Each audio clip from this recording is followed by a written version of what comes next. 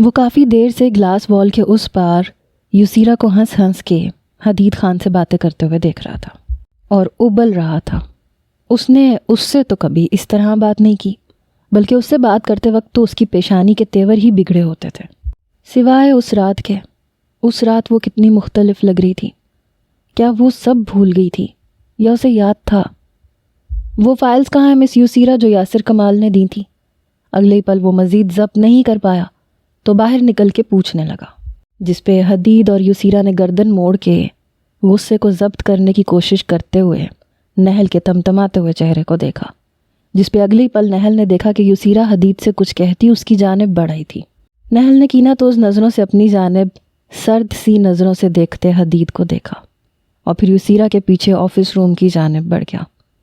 سر files تو یہیں پہ ہیں آپ کے ڈیسک کے اوپر۔ یسیرا نے ڈیسک کے قریب جاتے ہوئے فائلز اٹھا کے نہل کو دکھاتے ہوئے چبا کے کہا تھا۔ نہل نے مڑ کے حدید کی جانب دیکھا جو انہیں ہی دیکھ رہا تھا، جسے دیکھ کے نہل کے اندر اشتعال مزید بڑھا۔ آخر وہ اس کی بیوی پہ کیوں نظریں رکھے ہوئے تھا؟ تمہیں کچھ یاد ہے یسیرا اس رات کے متعلق؟ اگلے ہی پل گردن واپس یسیرا کی جانب موڑتے ہوئے اس نے یسیرا سے پوچھا، کس رات کے متعلق؟ یسیرا نے حیرت سے اپنی جانب سنجیدہ ترین تاثرات چہرے پہ سجائے نہل کو دیکھ کے پوچھا، جس رات ہم مریحہ کی پارٹی میں گئے تھے۔ ہاں، آخر میں ہوٹل کے روم کے واش روم کے ٹب میں جا گری تھی اور پھر شاید سو گئی تھی، یسیرا نے جیسے یاد کرتے ہوئے کہا۔ تمہیں اس کے بعد کا کچھ بھی یاد نہیں ہے؟ نہل نے جیسے ٹھٹک کے رکتے ہوئے پوچھا۔ نہیں، کیوں؟ کیا اس کے بعد بھی کچھ ہوا تھا جو مجھے یاد رکھنا چاہیے؟ یسیرا نے اب کی مرتبہ نہل کے قریب آتے ہوئے تجسس بھرے لہجے میں پوچھا، کیا واقعی تمہیں کچھ یاد نہیں ہے؟ اب تم یہ مت کہنا کہ نشے میں مبتلا ہو کے میں نے اسٹوپڈ حرکتیں کی تھیں۔ ویسے میں نے کیا کیا تھا؟ نہل کی حیرانگی دیکھ کے یسیرا نے پوچھا۔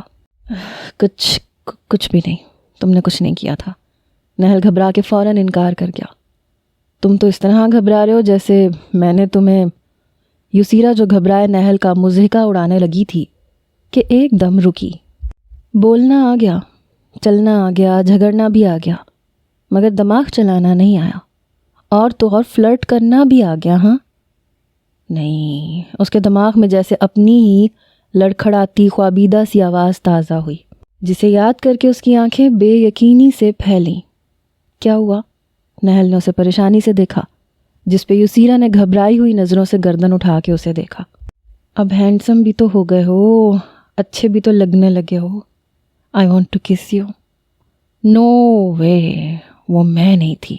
اس کے دماغ میں جیسے ہی باقی ماندہ الفاظ چمکے وہ بے ساختہ لڑکھڑا گئی، جسے نہل نے فوراً آگے بڑھ کے تھاما۔ تم ٹھیک تو ہو؟ تمہیں اتنا پسینہ کیوں آ رہا ہے؟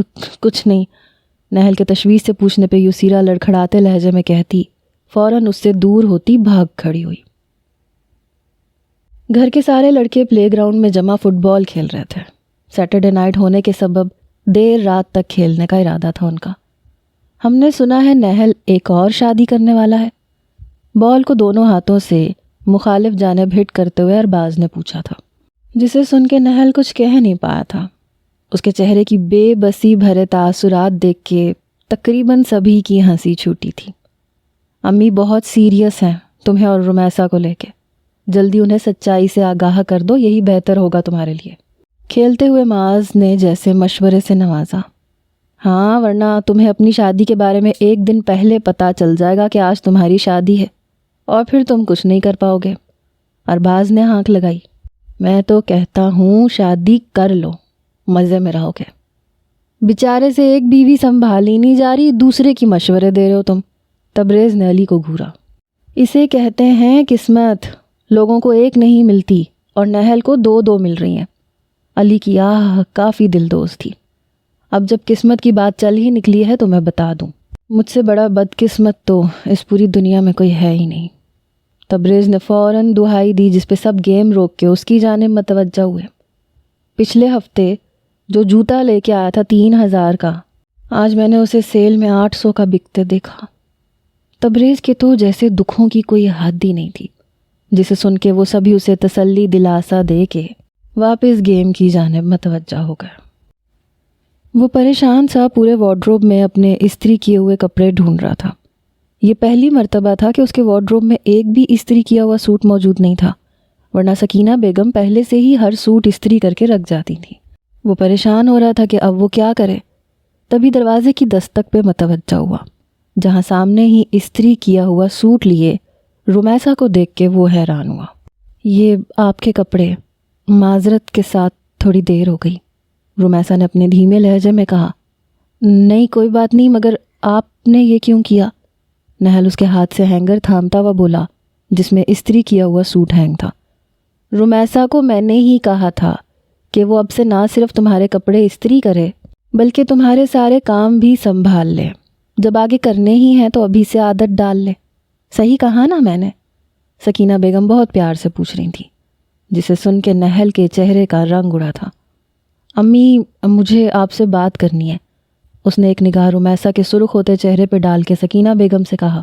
بالکل کرو، لیکن مجھے لگتا ہے تمہیں دیر ہو رہی ہے۔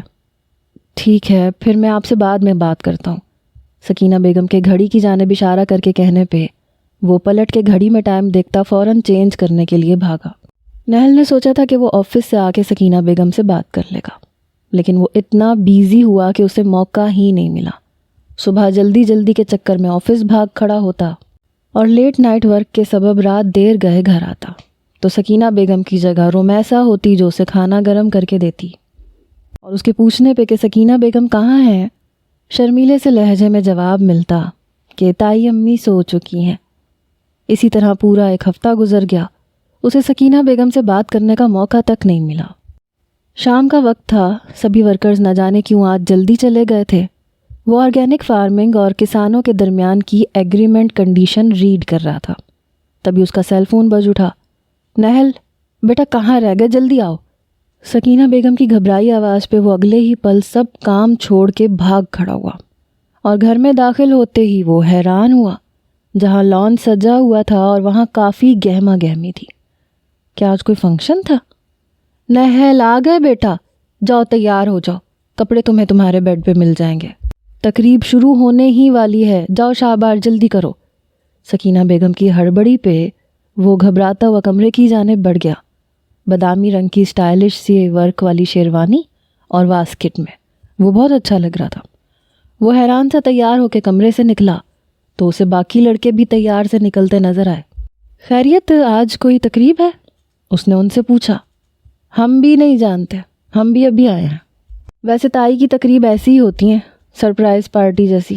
میرے خیال سے آج ہانیہ کا برتھ ڈے ہے، علی نے اندازہ لگایا۔ او اس لیے ہے یہ فنکشن، شاید۔ وہ سب نیچے اتر کے لان میں داخل ہوئے کہ تائی امی تیر کی طرح ان کی جانب بڑھیں۔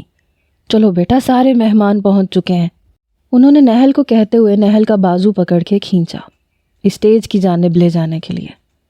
آپ صرف نہل کو کہاں لے جا رہی ہیں، یہاں ہم بھی تو موجود ہیں، تبریز نے فوراً سے کہا۔ میں تم سبھی کو کیسے لے جا سکتی ہوں، جس کی منگنی ہوگی وہی اسٹیج پہ جائے گا نا۔ منگنی کس کی؟ ارباز کی آنکھیں پھٹیں۔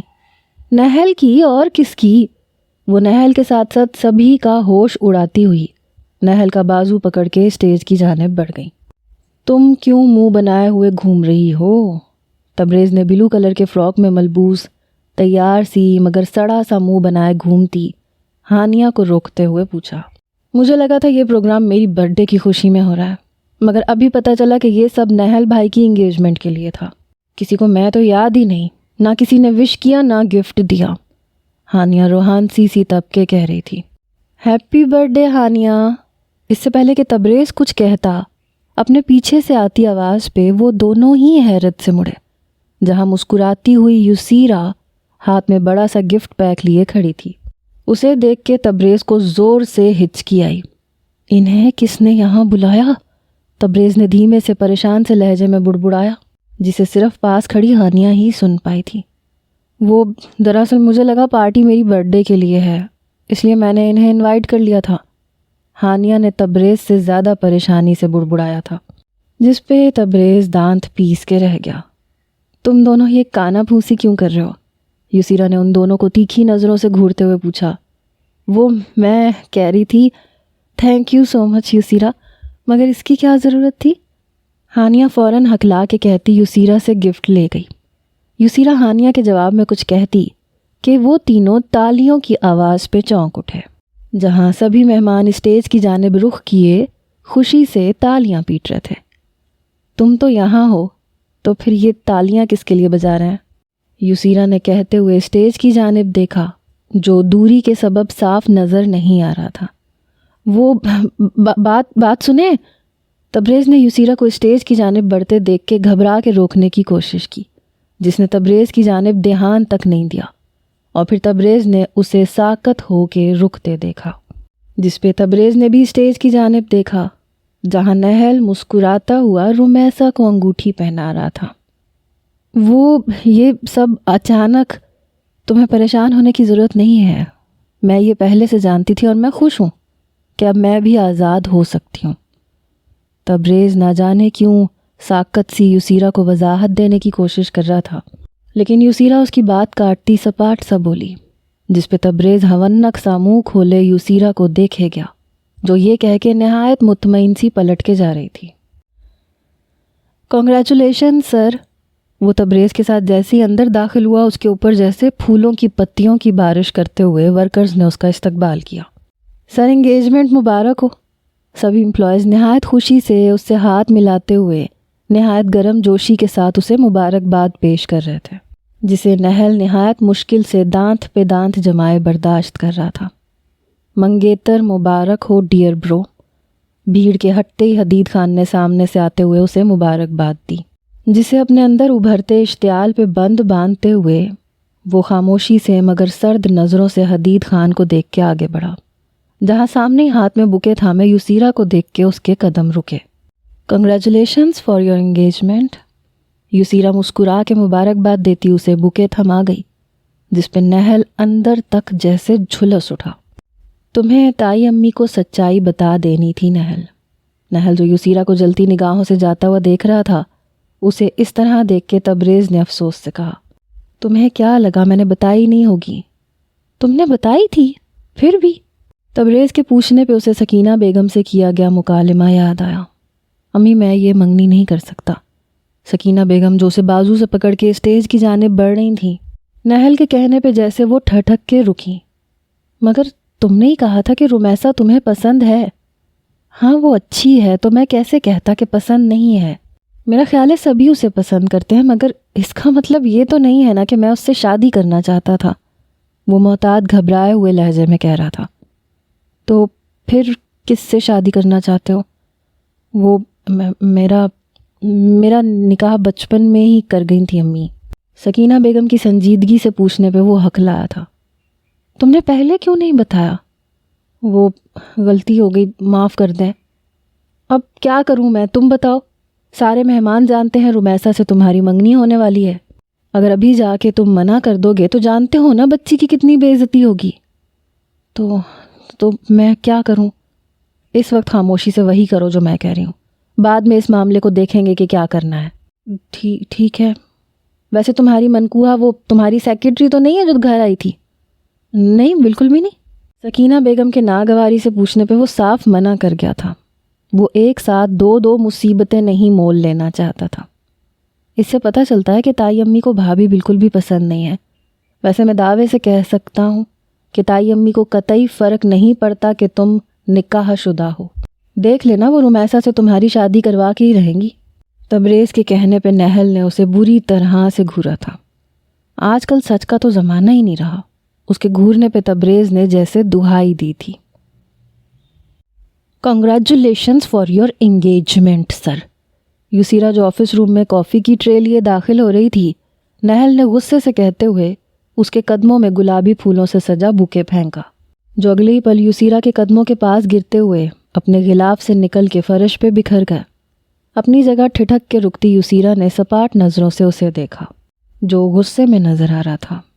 انگیجمنٹ تم نے کی ہے، غصہ مجھ پہ کیوں دکھا رہے ہو؟ یسیرا کے تلخ لہجے پہ وہ کچھ کہتا کہ ڈور ناک کی آواز پہ وہ دونوں ڈور کی جانب متوجہ ہوئے، جہاں حدید دروازہ وا کیے کھڑا تھا۔ اس نے کمرے کے اندر موجود سنگین سے ماحول کو صاف محسوس کیا۔ مس یسیرا، کین یو ہیلپ می؟ حدید نے ایک نظر فرش پہ بکھرے پھولوں کو اور غصے سے سرخ چہرہ لیے نہل کو دیکھ کے یسیرا سے کہا، جو پریشان سی نظر آ رہی تھی۔ یس سر، آف کورس، یسیرا نے فوراً مسکراتے ہوئے کہا۔ یسیرا کہیں نہیں جائے گی، تم دیکھ سکتے ہو ابھی ہم بیزی ہیں۔ نہل، جو یسیرا کے فوراً مسکرا کے حامی بھرنے پہ مزید غصے میں آیا تھا، چل کے یسیرا تک جاتی ہوئی یسیرا کا بازو پکڑ کے روکتا حدید سے سرد لہجے میں مخاطب ہوا، اور ساتھ ہی دوسرے ہاتھ سے یسیرا جو ٹرے تھامے تھی اس پہ رکھی کافی کا مگ اٹھا کے لبوں سے لگایا۔ ہاں، میں دیکھ ہی رہا ہوں کہ تم اسے دھمکا رہے ہو، حدید نے بھی سرد انداز میں نہل کو دیکھتے ہوئے کہا تھا، جس پہ نہل کا غصہ تو جیسے آسمان تک پہنچا۔ تم سے مطلب؟ وہ میری… نہل شدید اشتعال میں مزید آگے کچھ کہتا کہ یسیرا اس کی بات کاٹتی حدید سے بولی، سر آپ جائیں، میں آتی ہوں۔ یسیرا کے کہنے پہ جیسے حدید نہ چاہتے ہوئے بھی نہل کو سرد نظروں سے گھورتا وہاں سے چلا گیا۔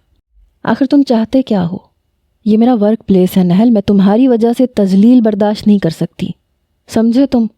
اور پھر اب تم انگیجمنٹ کر چکے ہو اور شادی بھی کرنے والے ہو تو… حدید کے جانے کے بعد وہ بلائنڈز گراتے ہوئے نہل کی جانب متوجہ ہوتی ہوئی سپاٹ لہجے میں بولی۔ اس کے لہجے میں غصے کو صاف محسوس کیا جا سکتا تھا۔ اور اس سے تمہیں فرق نہیں پڑتا؟ نہل نے جیسے اس کی بات کاٹتے ہوئے پوچھا۔ تمہارے فرق پڑنے سے کیا مطلب ہے کہ میں گڑ گڑاتی ہوئی تمہارے پیروں میں گر جاتی، بھیک مانگتی کہ میرے علاوہ کسی اور سے شادی مت کرو؟ مگر سن لو کہ ہاں، مجھے فرق نہیں پڑتا، یسیرا نے جیسے استہزائیہ انداز میں چبا کے کہا، جسے سن کے اگلے ہی پل نہل نے ہاتھ میں موجود مگ کو فرش پہ پورے تیش سے پھینکا۔ نہل کے اس اچانک شدید اشتعال کے اظہار پہ یسیرا سہم کے پیچھے ہٹی۔ آخر تمہیں فرق پڑے گا بھی کیوں؟ تمہیں تو اس حدید خان نے پروپوز کیا ہے نا، تم نے تو اس کے ساتھ زندگی گزارنے کے وعدے وعید کیے ہوئے ہیں۔ نہل غرایا تھا۔ صحیح کہا، یسیرا نے جیسے جواب دے کے نہل کا غصہ مزید بڑھایا۔ تم میرے نکاح میں ہوتے ہوئے کسی غیر مرد کے ساتھ اس طرح کا تعلق کیسے رکھ سکتی ہو؟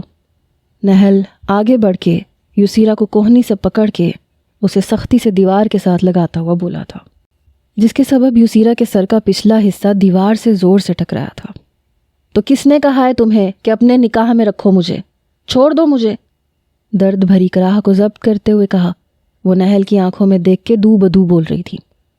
تم انتہائی گھٹیا اور بری عورت ہو، نہل نے کہتے ہوئے اشتعال سے اپنا ہاتھ یسیرا کے سائڈ دیوار پہ زور سے طاقت سے مارا، جس پہ یسیرا بری طرح سہم کے سمٹی۔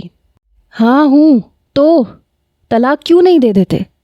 ڈھٹائی سے دو بدو جواب دینا وہ نہیں بھولی تھی۔ تاکہ تم جا کے اس حدید کے ساتھ شادی کر لو؟ جب جانتے ہو تو پوچھ کیوں رہے ہو؟ یسیرا کے اس جواب پہ تو جیسے نہل کا دماغ غصے کی شدت کی بنا پہ آؤٹ آف کنٹرول ہوا۔ اس سے بہتر ہوگا کہ میں تمہیں جان سے مار دوں، نہل سرخ ہوتی آنکھوں سے جھلستے لہجے میں کہتے ہوئے یسیرا کی گردن پکڑ کے دیوار سے لگا گیا۔ میں تمہیں کبھی چھوڑوں گا نہیں، تم ہمیشہ میرے نام سے لٹکتی رہو۔ آج کے بعد تم میرے دل سے اتر گئی ہو، میں نہ تمہیں اپناؤں گا نہ چھوڑوں گا، اور اگر آج کے بعد مجھ سے چھوڑنے کے متعلق کہا تو قسم ہے خدا کی، تمہیں میں جان سے مار دوں گا۔ نہل یسیرا کی گردن دبوچے نہایت سنگین غسیلے لہجے میں کہتا یسیرا کی گردن جھٹکے سے چھوڑ گیا تھا۔ پھر پلٹ کے سامنے آتی ہر چیز کو بوٹ سے ٹھوکر مارتا وہ وہاں سے نکل گیا۔ وہ غصے کی شدت کی بنا عمارت کے ٹیرس پہ چلا آیا، غصے بھری لمبی لمبی سانسیں ہوا کے سپرد کرتا وہ جیسے اپنے غصے کو کم کرنا چاہ رہا تھا۔ تبھی اس کا سیل فون بج اٹھا۔ ہیلو مسٹر نہل خان، میں نے آپ کی سیکرٹری کو کئی مرتبہ کال کیا ہے مگر مس یسیرا کا سیل آف آ رہا ہے، اس لیے میں نے آپ کو کال کی ہے۔ یاسر کمال کی کال تھی جسے وہ لب بھینچے سنے گیا۔ کوئی بات نہیں، بتائیں کیا بات ہے؟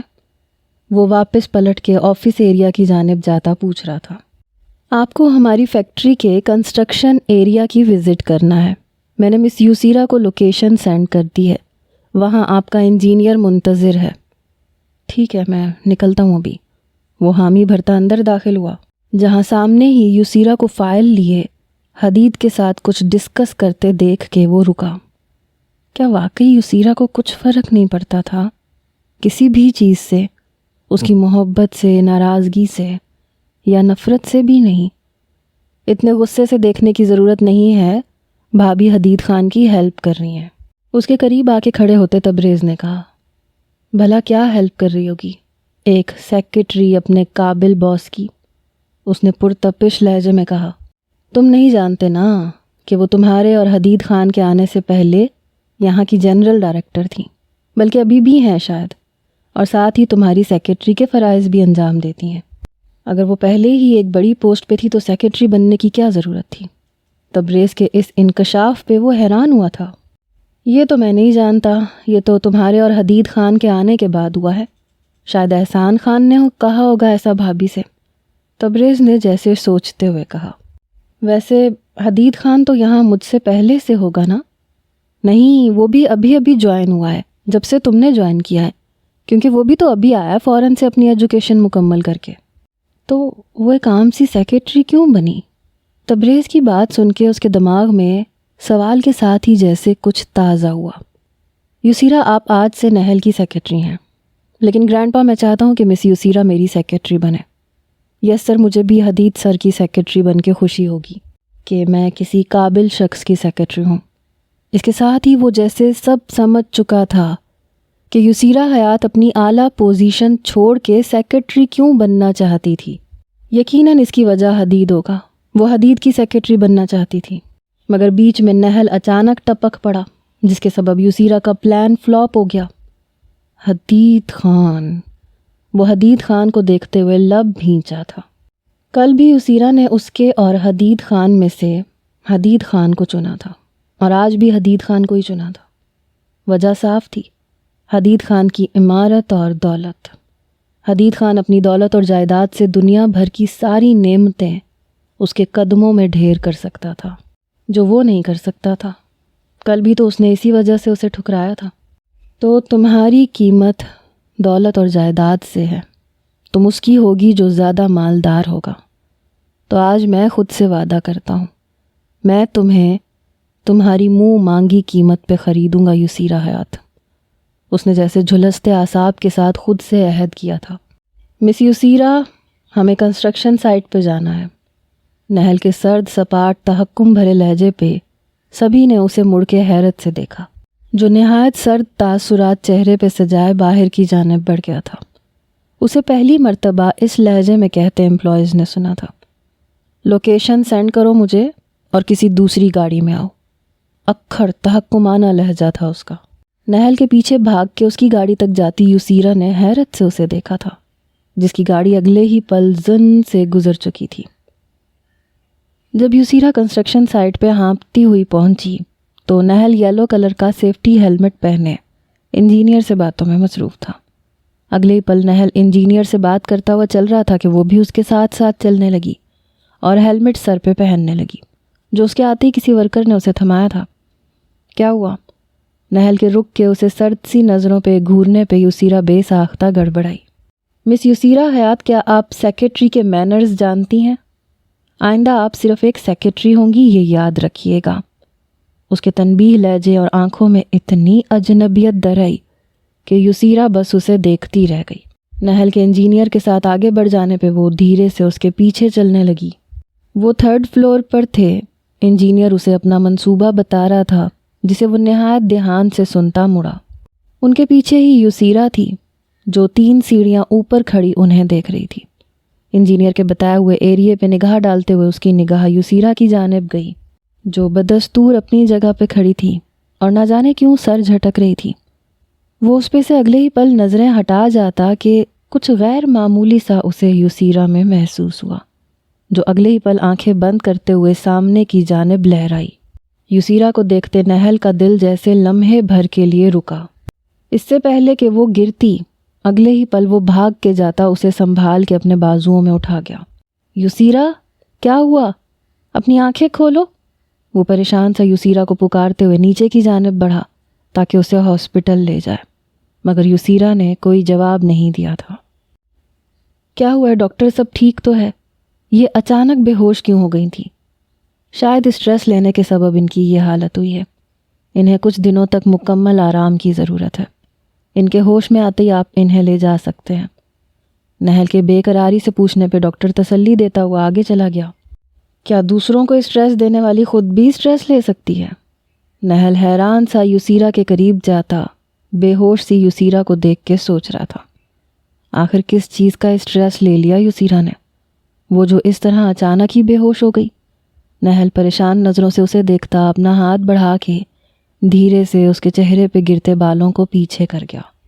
کاش کہ تم ایسی نہ ہوتی یسیرا، کاش کہ ہم ایک نارمل کپل کی طرح زندگی گزار پاتے، کاش کہ تمہیں مجھ سے محبت ہوتی۔ نہل افسردگی سے سوچتا، اس کے رخسار کو نرمی سے اپنی انگلی کی پوروں سے سہلا رہا تھا۔ اس سے پہلے کہ وہ اپنا ہاتھ کھینچتا تبھی یسیرا نے کروٹ لی، جس کے سبب نہل کا ہاتھ یسیرا کے رخسار کے نیچے دب گیا۔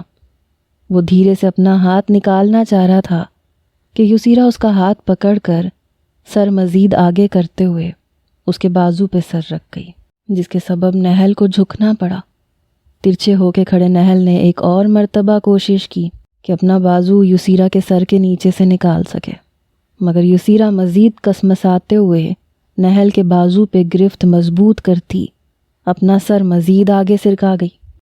کئی گھنٹے گزرنے کے بعد جب یسیرا نے مندی مندی سی آنکھیں کھولیں، پہلے تو سمجھ نہیں آیا کہ وہ کہاں تھی، پھر پوری آنکھیں کھلنے کے بعد اسے بری طرح سے جھٹکا لگا۔ وہ نہل کے ساتھ نہل کے بازو پہ سر رکھ کے سوئی ہوئی تھی۔ اگلے ہی پل وہ جھٹکے سے نہ صرف اٹھ بیٹھی بلکہ بیڈ سے دور جا کے کھڑی ہو گئی۔ تم اٹھ گئی؟ نہل یسیرا کے جھٹکوں پہ اٹھ بیٹھا اور خشک نظروں سے اسے دیکھتے ہوئے پوچھا، ہاں مگر تم یہاں کیا کر رہے ہو؟ تمہیں بچانے کی سزا بھگت رہا ہوں، یسیرا کے مشکوک لہجے پہ نہل نے بھنا کے کہا۔ کاش کہ جب تم بے ہوش ہو کے گر رہی تھیں تو نہ پکڑا ہوتا، 3rd فلور سے گر کے بچنے کے چانسز تو نہ ہوتے تمہارے۔ تم چاہتے ہو میں مر جاؤں؟ بالکل، کیا تو پھر تم مر جاؤ گی؟ نہل کے بے نیازی سے کہنے پہ یسیرا نے لب بھینچ کے اسے دیکھا۔ میں نے یوں ہی کہہ دیا تھا۔ اگلے ہی پل جب نہل نے اسے دوبارہ آنکھیں بند کر کے تیورا کے گرتے دیکھا تو بے ساختہ بوکھلا کے کہتا ہوا اسے دوڑ کے تھاما تھا۔ نہایت پریشانی سے وہ بے ہوش سی یسیرا کو بیڈ پہ لٹا تھا۔ اگلے ہی پل پورے ہاسپٹل کے ڈاکٹرز پہ برس رہا تھا۔ آپ لوگوں نے تو کہا تھا کہ صرف اسٹریس ہے، یہ کیسا اسٹریس ہے جس میں وہ بار بار بے ہوش ہوئے جا رہی ہے؟ آپ لوگ ڈاکٹر ہو کہ بھٹیارے ہو؟ A to Z ٹیسٹ کروا کے مکمل چیک اپ کریں۔ نہل کے بپھرے لہجے میں کہنے پہ اسے تسلی دیتے ہوئے اگلے پورے 24 گھنٹے یسیرا کے ٹیسٹ میں گئے۔ سر وہ ایک دم فٹ ہیں، بس پھر سے اسٹریس کا نام مت لیجیے گا۔ بیماری بتائیں، اسے ہوا کیا ہے جو وہ بے ہوش ہو جا رہی ہے بار بار؟ ڈاکٹرز نے بے بسی سے ایک دوسرے کو دیکھا۔ آخر وہ کیوں چاہتا تھا کہ ان کی فٹ پیشنٹ جو صرف شدید اسٹریس کے سبب بے ہوش ہو رہی تھی، اس کی بیماری زبردستی پیدا کی جائے؟ سر انہیں سیریبرل ہیمسفیئر اسٹریس ڈیزیز ہیں۔ تبھی ان میں سے ایک ڈاکٹر پورے اعتماد سے ایک تازہ ترین مصنوعی بیماری کا نام ایجاد کرتے ہوئے بولا، جسے سن کے نہل کے چہرے کا رنگ اڑا۔ اس بیماری سے وہ ٹھیک تو ہو جائیں گی نا؟ بالکل، وہ بیماری کے 1st اسٹیج پہ ہیں۔ ہماری میڈیسن کا کورس اور مکمل آرام انہیں ایک دم صحت مند کر دے گا۔ ڈاکٹر کے اتنے پر اعتماد انداز میں کہنے پہ نہل کا خوفزدہ ہوتا دل، جو اتنی خطرناک بیماری کا نام سن کے ہی کانپ اٹھا تھا، تھوڑا مطمئن ہوا۔ میں اس کا پورا خیال رکھوں گا۔ Thank you so much doctor. وہ ڈاکٹر کا شکریہ ادا کرتے ہوئے یسیرا کو ڈسچارج کروا لایا تھا۔ کیا تمہیں گاؤں چھوڑ دوں؟ کچھ دن چھٹی لے کے وہاں آرام کر لو۔ نہیں، ابو پریشان ہو جائیں گے، مجھے تم ہاسٹل چھوڑ دو۔ تمہیں آرام کی ضرورت ہے۔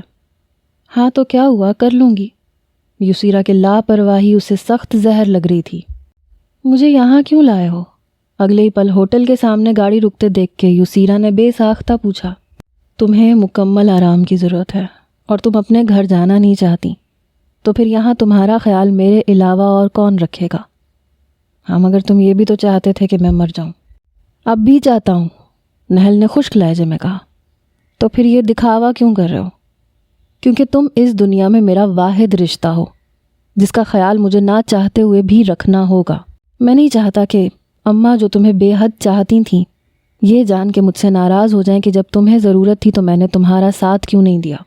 نہل کے ضبط بھرے لہجے پہ اب کی مرتبہ یسیرا مزید کچھ کہے بغیر رخ موڑ گئی۔ ہاں تبریز، یار میں آج رات گھر نہیں آ پاؤں گا۔ تھوڑی دیر بعد ہوٹل کے روم میں نہل سیل فون کان سے لگائے کہہ رہا تھا اور ایک نگاہ سوئی ہوئی یسیرا پہ ڈال گیا۔ بلکہ شاید ایک ہفتے تک گھر نہیں جا پاؤں گا۔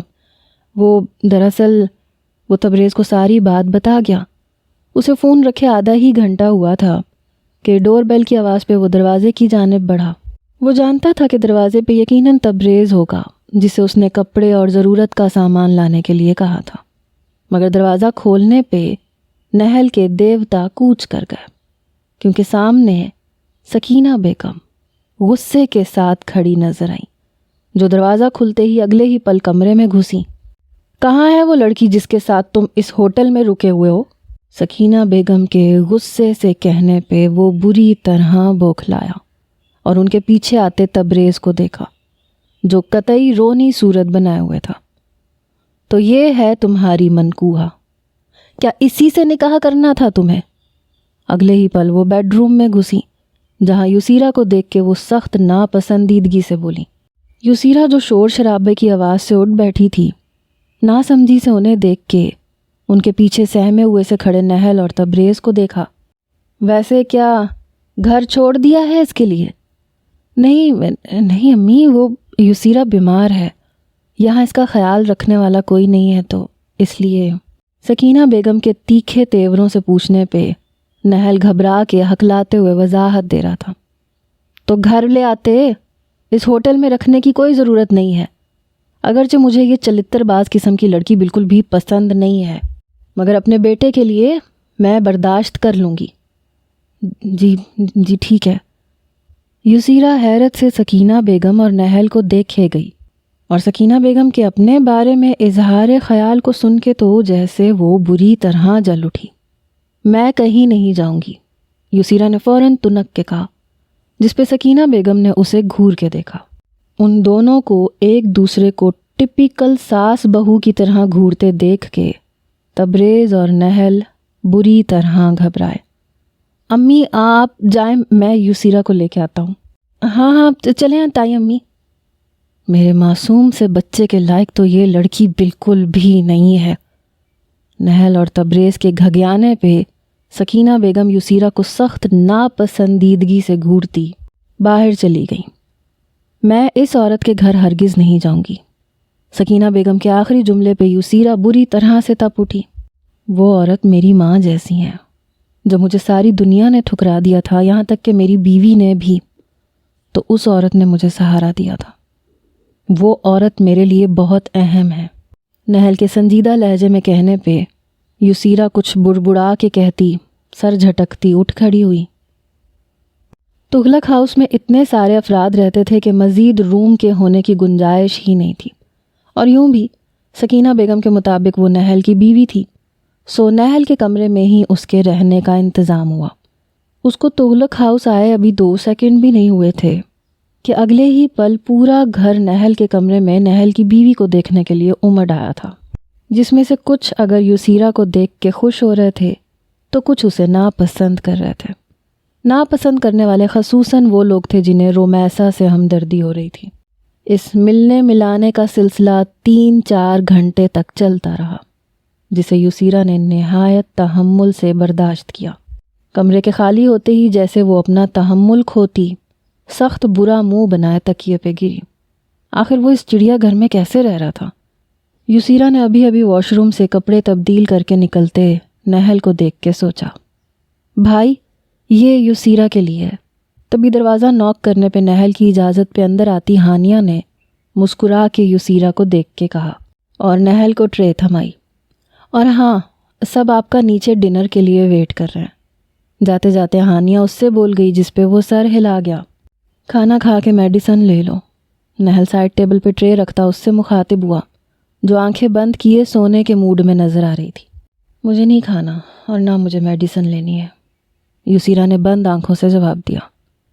کیوں نہیں کھانا اور کیوں میڈیسن نہیں لینی ہے؟ کیونکہ میرا موڈ نہیں ہے، یسیرا کے موڈ کی بابت جان کے تو جیسے نہل کا دماغ جل اٹھا۔ تمہیں جلد از جلد ٹھیک ہونے کے لیے میڈیسن کی ضرورت ہے، اور میڈیسن کے لیے پہلے کھانا ضروری ہے۔ تمہیں کیوں اتنی فکر ہو رہی ہے میری؟ نہل کے تحمل سے کہنے پہ یسیرا نے آنکھیں کھولتے ہوئے اس سے پوچھا۔ فکر اس لیے ہو رہی ہے کیونکہ میں چاہتا ہوں کہ تم زندہ رہو، اور اب میری نفرت دیکھو، کیونکہ محبت اور نرمی کا ملاحظہ تو تم کر ہی چکی ہو، اب نفرت کا بھی ملاحظہ کر لو۔ مجھے کچھ نہیں کھانا، سنا تم نے؟ نہل کے طنزی انداز پہ وہ تیکھی نظروں سے اسے گھورتی، سختی سے کہتی دوبارہ آنکھیں بند کر گئی۔ پھر مجھے کھلانا بھی آتا ہے اچھے سے۔ کیا تم یہ چاہتی ہو کہ میں تمہیں زور زبردستی سے اپنے ہاتھ سے کھلاؤں؟ اگر تم ایسا چاہتی ہو تو میں ایسے بھی کروں گا۔ اگلے ہی پل نہل اسے بازو سے پکڑ کے اٹھا کے بٹھاتا ہوا طنزیہ لہجے میں بولا، میں ایسا کچھ نہیں چاہتی۔ نہل کے طنز پہ وہ بری طرح تپ کے بولی، تو پھر اٹھو اور اپنے ہاتھوں سے کھانا کھاؤ۔ نہل کے اب کی بار تحکمانہ لہجے میں کہنے پہ وہ اٹھ کے بیٹھ گئی۔ اس کے ڈنر ختم کرنے کے بعد سر پہ کھڑے نہل نے اس کی ہتھیلی پہ ٹیبلٹس نکال کے رکھی، جنہیں ناراضگی سے دیکھتی وہ پانی کے ساتھ نگل گئی۔ اب اپنے دماغ کو خالی کر کے آرام سے سو جاؤ۔ یسیرا کے ہاتھ سے خالی گلاس لیتے ہوئے نہل نے کہا، تم کہاں پہ سو گے؟ بیڈ پہ ہی۔ گلاس سائڈ ٹیبل پہ جگ کے ساتھ رکھتے نہل اس کے سوال پہ اس کی جانب مڑتا ہوا بولا، تو پھر میں صوفے پہ سو جاؤں گی۔ یسیرا کہتی ہوئی تکیہ اٹھا گئی اور صوفے کی جانب بڑھی۔ آرام سے، بیچ میں جا کے یسیرا کو کلائی سے پکڑ کے روکتے ہوئے اس نے کہا، ہم کوئی غیر محرم نہیں ہے اور نہ ہی یہ کوئی فلم ہے۔ بیڈ اچھا خاصا بڑا ہے، ہم دونوں اس کے کناروں پہ آرام سے سو سکتے ہیں، مگر میں تمہارے ساتھ بیڈ نہیں شیئر کرنا چاہتی۔ یسیرا نے تنک کے فوراً منع کیا۔ یسیرا حیات، کیا تم بھول گئی کہ میں نے کیا کہا تھا؟ اگر بھول گئی ہو تو یاد دلا دوں۔ میں نے کہا تھا اب تم دل سے اتر گئی ہو، میں تمہیں اب کبھی نہیں اپناؤں گا۔ اب میں رمیسا سے ہی شادی کروں گا اور اپنا گھر بساؤں گا۔ اور رہ گئی تم، وہ سرد لہجے میں کہتے کہتے رکا، مجھے تم سے پہلے محبت تھی جو تم سے دور جانے ہی نہیں دے رہی تھی، اب نفرت ہے جو تمہارے قریب نہیں آنے دے گی۔ اس لیے اس وقت کا انتظار کرو جب یہ نفرت بھی ختم ہو جائے، تاکہ میں تمہیں آزاد کر سکوں۔ نہل اسے جتاتا ہوا اس کے ہاتھ سے تکیہ لے کے بائیں جانب بیڈ کے کنارے پہ سیٹ کرتا ہوا بولا، یہاں سو سکتی ہو تم۔ نہل کہتا یسیرا کی جانب ایک نگاہ ڈالے بغیر کمرے سے نکل گیا۔ ڈنر کے لیے نیچے پہنچنے پہ تمام لڑکوں نے اس کا استقبال ایسے کیا گویا کہیں کا پریزیڈنٹ آ گیا ہو۔ یہیں رہتا ہوں میں، شرمندگی سے کہتے ہوئے جیسے اس نے انہیں یقین دلایا۔ ہاں مگر کل تک تم کنوارے تھے ہماری طرح، مگر آج تم ایک عدد بیوی کے پریزیڈنٹ ہو، مبارک بات تو بنتی ہے۔ تبریز کے برجستہ کہنے پہ جہاں وہ مزید شرمندہ ہوا وہیں سب ہنسنے لگے۔ تقریباً سبھی لڑکوں نے چھیڑا چھاڑی کر کے اس کی ناک میں دم کیا کہ سکینہ بیگم کے ڈانٹ پہ وہ سب جا کے خاموش ہوئے۔ ڈنر کے کافی دیر بعد وہ کمرے کی جانب بڑھا۔ لڑکوں نے اسے روک لیا۔ کمرے کا دروازہ وا کرتے ہوئے اس کے کانوں میں ہلکی سسکیوں کے ساتھ رونے کی آواز آئی، جس نے ایک لمحے کے لیے اسے جیسے ساکت کر دیا۔ کیا یہ یسیرا تھی؟ اگلے ہی پل وہ تیزی سے بیڈ کی جانب بڑھا۔ یسیرا، کیا ہوا؟ وہ اس کے قریب بیڈ پہ بیٹھتے ہوئے اس سے بے قراری سے پوچھ رہا تھا، مگر وہ بدستور رخ موڑے روئے جا رہی تھی۔ یسیرا، اس نے آگے بڑھ کے اس کا رخ اپنی جانب کرتے ہوئے اس کا بازو پکڑ کے اپنی جانب کھینچا، جو بنا کسی جد و جہد کے بے جان سی اس کے بازوؤں میں آ سمائی۔ یسیرا، کیا ہوا ہے؟ مجھے اماں ابا کے پاس جانا ہے، وہ اس کے سینے میں منہ دیے مسلسل روتے ہوئے ہچکیوں کے ساتھ بمشکل بولی تھی۔ میں کل لے جاؤں گا تمہیں، رونا بند کرو، اس نے پریشانی سے کہتے ہوئے اس کے چہرے پہ بکھرے بالوں کو سمیٹتے ہوئے کہا، مگر یسیرا نے جیسے کچھ سنا ہی نہیں، وہ ابھی بھی روئے جا رہی تھی۔ یسیرا، پلیز چپ کر جاؤ۔ یسیرا کو اس طرح دیکھنا اس کے لیے مشکل تھا۔ یسیرا، سائیڈ لیمپ کی روشنی میں اس نے یسیرا کا چہرہ اپنے سامنے کیا جو رو رو کے سرخ ہو رہا تھا، آنکھیں متورم سی ہو رہی تھیں۔ نہ جانے وہ کب سے روئے جا رہی تھی۔ آخر ہوا کیا ہے؟ یسیرا کے دھیمے سے آنکھیں کھول کے اسے دیکھنے پہ اس نے پریشانی سے پوچھا، جس پہ یسیرا کی آنکھوں سے موٹے موٹے آنسو نکل کے رخسار پہ پھسل گئے۔ پلیز رو مت، نہیں بتانا مت بتاؤ مگر رو مت، نہل اس کے آنسو انگلیوں کی پوروں پہ چنتا بے بسی سے بولا تھا، جس پہ یسیرا ایک مرتبہ پھر اس کے سینے میں چہرہ دیے رفتار پکڑ گئی۔ وہ بے بسی سے بیک گراؤنڈ سے ٹیک لگائے اسے روتا ہوا دیکھتا رہا، جو اب دھیرے دھیرے شانت ہو رہی تھی۔ اس کے بالوں میں نرمی سے انگلیاں چلاتے ہوئے نہل کو جب یہ احساس ہوا کہ وہ سو چکی ہے تو اس نے اس کا سر تکیے پہ رکھنا چاہا، مگر وہ کسمسا کے اس کی شرٹ کو مٹھیوں میں جکڑتی مزید سختی سے اس کے ساتھ لگی، جس پہ نہل نے افسردہ مسکراہٹ سے سوئی ہوئی یسیرا کو دیکھا اور پھر اسی پوزیشن میں یسیرا کو لیے ساری رات بیک گراؤنڈ سے ٹیک لگائے بیٹھا بیٹھا اونگتا رہا۔ بیڈ گراؤنڈ سے ٹکے سر کے لڑکنے کے سبب اس کی آنکھ کھلی۔ رات بھر ایک ہی پوزیشن میں بیٹھے رہ کے وہ اکڑ گیا تھا۔ آنکھیں کھولنے پہ اس نے سب سے پہلے یسیرا کو ڈھونڈنے کی کوشش کی، جو اسے کمرے میں کہیں نظر نہیں آئی۔ اس سے پہلے کہ وہ اسے ڈھونڈنے کے لیے کمرے سے باہر جاتا، وہ اسے واش روم سے نکلتی دکھی، جسے دیکھ کے نہل دنگ ہوا۔ ایک ہی رات میں اس کی سرخ و سفید رنگت پھیکی پڑ چکی تھی، وہ زرد چہرہ لیے مرجھائی ہوئی سی لگ رہی تھی۔ اب کیسی ہو تم؟ نہل نے پوچھتے ہوئے تشویش سے اس کی پیشانی کو آگے بڑھ کے انگلیوں کی پشت سے چھوا۔ تمہیں تو بخار ہو رہا ہے، میں گاؤں جا رہی ہوں۔ یسیرا ایک نظر اسے دیکھ کر بنا کچھ کہے اس کا ہاتھ اپنی پیشانی سے جھٹک گئی۔ میں چھوڑ دیتا ہوں، نہل لب بھینچے بولا۔ کہاں جا رہے ہو تم دونوں؟ کمرے میں داخل ہوتی سکینہ بیگم نے ان دونوں کو کہیں جانے کے لیے تیار سا پایا تو بے ساختہ پوچھا۔ ان کے پیچھے ہانیہ تھی جو اپنے ہاتھوں میں ناشتے کی ٹرے اٹھائے ہوئے تھی۔ امی، یسیرا کو اس کے والدین کے پاس چھوڑنے جا رہا ہوں، جب تک یہ ٹھیک نہیں ہو جاتی تب تک یہ وہیں رہے گی۔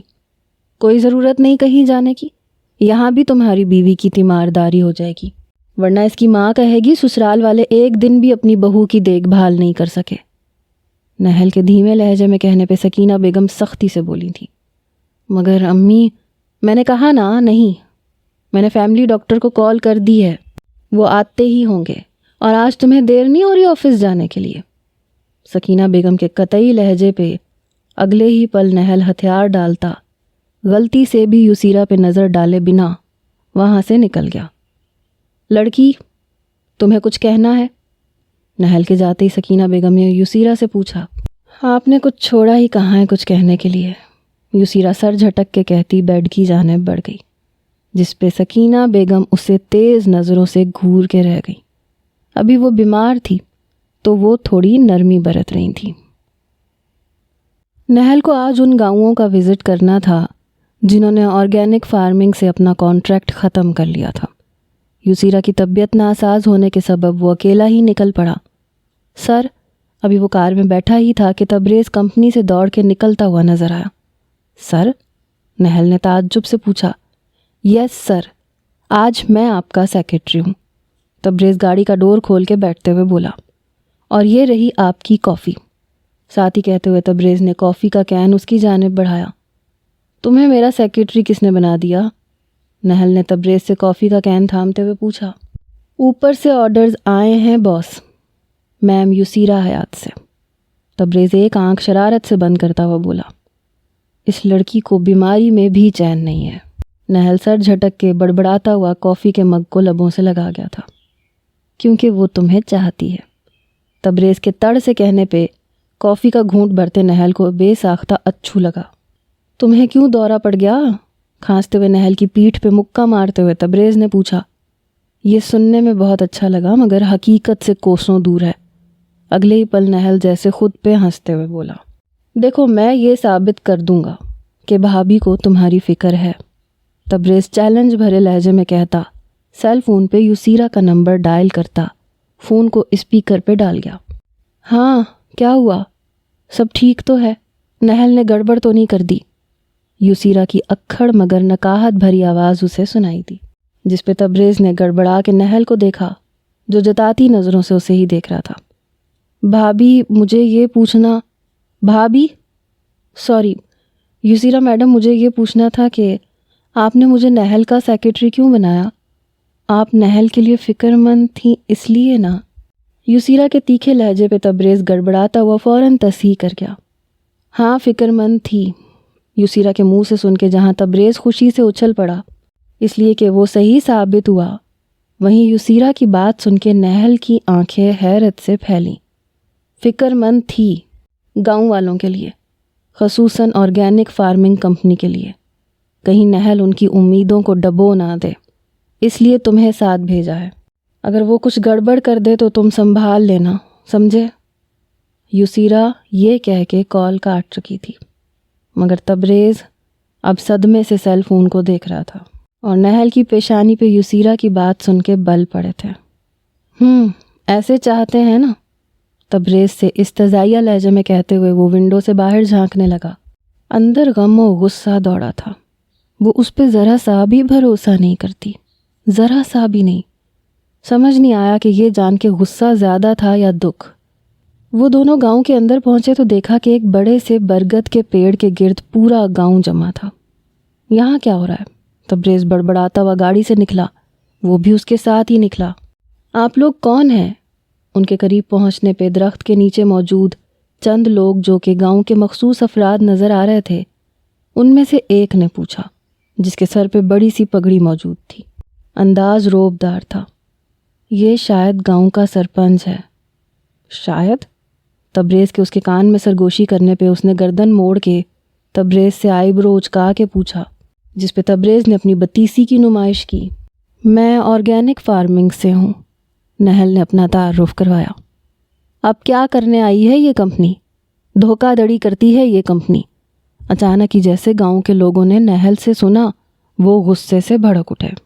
تمہاری کمپنی ہمارے کسانوں کا نقصان کرتی ہے، سرپنچ کے ہاتھ اٹھا کے کہنے پہ بقیہ تمام لوگ جو غصے سے ان کی جانب ہاتھ کا اشارہ کیے چلائے جا رہے تھے، وہ جیسے خاموش ہوئے۔ آپ بتائیں گے کہ کس طرح؟ نہل نے گاؤں والوں کا غصہ دیکھ کے حیران ہوتے ہوئے سرپنچ سے پوچھا۔ سرپنچ صاحب، پہلے اس منحوس کا قصہ تمام کریں۔ یہ جب تک گاؤں میں رہے گی تب تک گاؤں پہ مصیبتیں منڈلاتی رہیں گی۔ سرپنچ نہل کے پوچھنے پہ کچھ کہتا کہ کسی اور کے کہنے پہ گاؤں کے لوگ اگلے ہی پل کسی دوسری جانب متوجہ ہوئے۔ ان کی توجہ دوسری جانب ہوتے دیکھ کے نہل اور تبریز بھی اس جانب متوجہ ہوئے، جسے دیکھ کر اگلے ہی پل انہیں صدمے سے دوچار ہونا پڑا۔ وہ ایک لڑکی یا عورت تھی جو گھٹنوں کے بل گٹھڑی بنی بیٹھی تھی، اس کا سارا وجود ہچکیوں کی زد پہ تھا۔ صحیح کہا، اس لڑکی کو گاؤں کے باہر پھینک آؤ۔ سرپنچ کے کہنے پہ وہ ایک مشٹنڈا سا آدمی تھا جو بڑا سا ڈنڈا لیے اس لڑکی کی جانب بڑھا تھا۔ آپ لوگ کیا کرنا چاہتے ہیں اس لڑکی کے ساتھ؟ وہ آدمی لڑکی تک پہنچتا کہ نہل اس سے زیادہ تیز رفتاری سے لڑکی تک پہنچا اور اس آدمی کے سامنے آ کے کھڑے ہوئے اس سے پوچھا، ہمارے گاؤں کے معاملوں میں کیوں مداخلت کر رہے ہو؟ سرپنچ اس طرح نہل کو مداخلت کرتے دیکھ کے جیسے غصے میں آیا۔ تم ہوتے کون ہو؟ اسے بھی گاؤں سے دھکا دے کے باہر کریں۔ گاؤں والے جیسے ایک مرتبہ پھر بپھر اٹھے۔ بھائی ہم تو گئے کام سے۔ تبریز کے گھبرائے لہجے پہ نہل نے محسوس کیا کہ اس مرتبہ گاؤں کے لوگوں کا غصہ شدید اور آپے سے باہر تھا۔ اس سے پہلے کہ وہ کچھ کہتا، وہاں 2-3 پولیس کی جیپیں آ کے رکیں، جس کی جانب سب متوجہ ہوئے۔ یہ پولیس یہاں کیسے؟ اللہ کی قدرت، نہل کے حیرت سے پوچھنے پہ تبریز نے نہایت عاجزی سے کہا، جس پہ نہل نے اسے گھورا تھا۔ سب خاموش ہو کے آرام سے بات کرو، آپے سے باہر ہونے کی کوئی ضرورت نہیں۔ پولیس کی جیپ سے نکلتے ایک آفیسر نے گرج کے کہا تو گاؤں کے لوگ جیسے سہمے تھے۔ یہ باہر کا شخص کون ہوتا ہے ہمارے گاؤں کے معاملات میں ٹانگ اڑانے والا؟ سرپنچ نے اس پولیس آفیسر اور دیگر پولیس کے آدمیوں سے پوچھا جو ان کے قریب آ رہے تھے۔ آپ لوگ ایک لڑکی کے ساتھ کچھ بھی کریں گے تو میں خاموشی سے کیسے دیکھ سکتا ہوں؟ نہل نے بھی اب کی مرتبہ لہجہ تبدیل کرتے ہوئے کہا، ہم صرف اس لڑکی کو گاؤں سے بے دخل کر رہے ہیں۔ مگر کیوں؟ سرپنچ کے تیش سے کہنے پہ نہل نے پوچھا۔ کیونکہ یہ لڑکی نہایت ہی منحوس ہے۔ سرپنچ کی بات سن کے جیسے نہل سرد پڑا۔ یہ آپ کس بنیاد پہ کہہ رہے ہیں؟ اب کی مرتبہ اس کا لہجہ نہایت ہی سرد تھا۔ بنیاد کی کیا ضرورت ہے؟ میں چاچا ہوں اس کا، پیدا ہوتے ہی اپنے ماں باپ کو کھا گئی، جس کی وجہ سے اس کی پرورش کا بار مجھے اٹھانا پڑا۔ اس کی پرورش کرتے کرتے مجھے کتنے نقصان اور گھاٹے کا سامنا کرنا پڑا یہ میں ہی جانتا ہوں۔ اللہ اللہ کر کے اس کی شادی کروا کے گھر سے ودا کر کے سکھ کا سانس بھی نہیں لیا تھا کہ شوہر نے اس کی نحوست کی بنا پہ طلاق دے کے گھر سے نکال دیا۔ یہ پھر سے آ گئی ہماری زندگی کو اجاڑنے۔ ایک آدمی گاؤں کے لوگوں کے مجمع میں سے نکل کے سامنے آتے ہوئے نفرت سے کہنے لگا، اور نہیں تو کیا بھیا، کون رکھنا چاہے گا ایسی منحوس ماری کو جو ہمارا رزق تک بند کروا دے؟ ہمارے گاؤں میں شادی بیاہتا جوڑے ہیں، معصوم بچیاں ہیں، حاملہ عورتیں ہیں۔ ساتھ ہی ایک عورت اس مرد کے پیچھے سے آتی ہوئی ہاتھ نچا نچا کے بولی، ہاں ہاں صحیح کہا، اسے گاؤں سے جلدی باہر نکالو، یہ لڑکی سبز قدم ہے۔ گاؤں کے لوگوں نے جیسے چیخ کے اس عورت اور مرد کی بات کی تصدیق کی، جو شاید نہیں یقیناً میاں بیوی تھے اور اس لڑکی کے چاچا اور چاچی تھے۔ ان سب کی بات سنتے نہل کے سامنے جیسے اس کا ماضی آ کھڑا ہوا۔ اس کی آنکھیں سرخ ہو اٹھیں۔ اس نے ایک کرب آمیز نگاہ گردن موڑ کے اس لڑکی پہ ڈالی جو ابھی بھی پہلے جیسی پوزیشن میں بیٹھی کانپ رہی تھی اور رو رہی تھی۔ یہ لڑکی منحوس ہے، اس کی وجہ سے آپ کی زندگی میں نحوست چھائی ہوئی ہے۔ اس لڑکی کا سایہ آپ کے بچوں کو، آپ کے رزق کو کھا جاتا ہے۔ یہ اتنی سبز قدم ہے کہ آپ اپنی شادی شدہ اولاد پہ اس کا سایہ نہیں پڑنے دینا چاہتے۔ حمل والی عورتوں کو اس لڑکی سے دور رکھتے ہیں۔ یہی بات ہے نا، آپ کی زندگی میں جو کچھ برا ہو رہا ہے اس لڑکی کی وجہ سے ہے، اس لیے اسے گاؤں سے نکالنا چاہتے ہیں۔ ایک بات تو بتائیں مجھے، جو کچھ آپ کی زندگی میں اچھا ہو رہا ہے اس کی وجہ کون ہے؟ اگلے ہی پل نہل گاؤں کے لوگوں سے اور لڑکی کے چچا چاچی سے مخاطب ہوتے ہوئے سرد لہجے میں کہہ رہا تھا، کل کو آپ یہ کہنے سے بھی نہیں چوکیں گے کہ آپ کا کھیت بنجر ہو رہا ہے تو وجہ یہ ہے، بارش نہیں ہو رہی تو اس لڑکی کی نحوست ہے، کوئی مر رہا ہے تو وجہ یہ ہے نا؟ جہالت کی انتہا ہے یہ۔ بھلا کسی دوسرے کی وجہ سے آپ کی زندگی میں کوئی فرق کیوں پڑے گا؟ اس لڑکی کے والدین نہیں ہیں، اس لیے آپ آسانی سے اسے یہ سب کچھ کہہ سکتے ہیں۔ آپ لوگوں نے ایک مرتبہ بھی سوچا کہ اگر کوئی آپ کے بچوں کے ساتھ ایسا برتاؤ کرے جیسا آپ لوگوں نے اس لڑکی کے ساتھ کیا ہے؟ نہل کہتے کہتے جیسے چیخ اٹھا، تمہیں کیوں ہمدردی کا بخار چڑھ رہا ہے؟ تم ہوتے کون ہو اس لڑکی کے؟ نہل کی آخری بات پہ گاؤں کے لوگ تلملا اٹھے۔ لڑکی کے چاچا نے تلملا کے کہا، کسی کی مدد کرنے کے لیے سب سے بڑا رشتہ ہر انسان کے پاس ہوتا ہے چاچا، اور وہ ہے انسانیت کا رشتہ، جسے آپ جیسے ظالم لوگ کبھی سمجھ نہیں سکتے۔ اب کی مرتبہ تبریز نے جیسے لڑکی کے چاچا پہ طنز کیا، دیکھا تم لوگوں نے، اس بد کردار لڑکی نے کتنی جلدی اپنا یار بنا لیا، استغفر اللہ۔ لڑکی کی چاچی کے واویلے پہ تبریز نے بے ساختہ جھرجھری لے کے کہا، ان جاہلوں سے بات کرنا فضول ہے نہل۔ تبریز ایک افسوس بھری نظر نہل کے پیچھے گٹھڑی بنی لڑکی پہ ڈال کے نہل سے بولا تھا، صحیح کہا تم نے۔ نہل تبریز کی بات سے متفق ہوا۔ ایک تلخ نظر گاؤں کے لوگوں پہ ڈالی جو ابھی بھی غصے سے انہیں دیکھ رہے تھے اور کچھ کہہ رہے تھے، پھر وہ لڑکی کی جانب متوجہ ہوا۔ بہن کیا تم اٹھ سکتی ہو؟ نہل کے پکارنے پہ وہ گٹھڑی کافی دیر بعد جیسے نہایت ہی دقت سے کھلی۔ وہ کانپتے ہوئے اٹھ کھڑی ہوئی اور اس معصوم سی لڑکی کو دیکھ کے نہل جیسے کانپ اٹھا، جو بمشکل 15 یا 16 سال کی ہوگی۔ وہ چھوٹی سی لڑکی جس کے کھیلنے کودنے کے دن تھے، وہ طلاق یافتہ تھی۔ وہ لڑکی نہایت ہی برے حال میں تھی۔ بکھرے بالوں کے درمیان چہرے پہ جا بجا مار کھانے کے سبب چہرہ زخموں سے بھرا ہوا تھا۔ پھٹے پرانے کپڑوں کے درمیان وہ کانپتی ہوئی سی جھول رہی تھی۔ نہل نے اپنا کوٹ اتارتے ہوئے آگے بڑھ کے اس لڑکی کو جیسے کوٹ سے ڈھانپا۔ تبریز اسے گاڑی میں بٹھاؤ، وہ تبریز سے مخاطب ہو کے بولا، جو نہل کی اس بات پہ حیران ہوا تھا۔ کہاں لے جا رہے ہو اسے؟ چاچا جو انہی کی جانب متوجہ تھا، نہل کی بات سن کے تیر کی طرح اس کی جانب آتا غرایا، کیوں آپ لوگ بھی تو اسے گاؤں سے دھکے دے کے باہر ہی نکال رہے تھے؟ نہل نے نہایت چبھتے لہجے میں کہا، وہ الگ بات ہے، مگر کسی غیر مرد کے ساتھ میری بھتیجی جائے گی، اس سے بہتر ہے میں اسے زندہ گاڑ دوں۔ چاچا جیسے نہایتی غیرت میں آیا، جس پہ نہل کا ضبط جیسے ٹوٹا۔ اگلے ہی پل اس نے آگے بڑھ کے پوری قوت سے اس ادھیڑ عمر شخص کو ایک مکہ رسید کیا، جو نہل کا مکہ کھا کے زمین پہ جا گرا۔ نہل کی اس حرکت پہ گاؤں کے لوگ قطعی بے قابو ہو گئے۔ منحوس یہ معصوم سی بچی نہیں ہے، بلکہ تم سب ہو۔ تم سب انتظار کرو اس وقت کا جب اس معصوم سی بچی پر تم لوگوں کا کیا گیا ظلم تم سب پہ واپس لوٹے گا۔ نہل کے شدید اشتعال میں تنبیہ کرنے کا بھی ان پہ کوئی اثر نہیں ہوا۔ وہ تو مزید بے قابو ہو رہے تھے، جنہیں پولیس سنبھالے ہوئے تھی، ورنہ یوں لگتا تھا اگلے ہی پل وہ نہل اور تبریز کی تکہ بوٹی الگ کر دیں گے۔ سر اس طرح ہاتھ چلا کے بات نہ کریں، ورنہ گاؤں والوں کو سنبھالنا مشکل ہوگا۔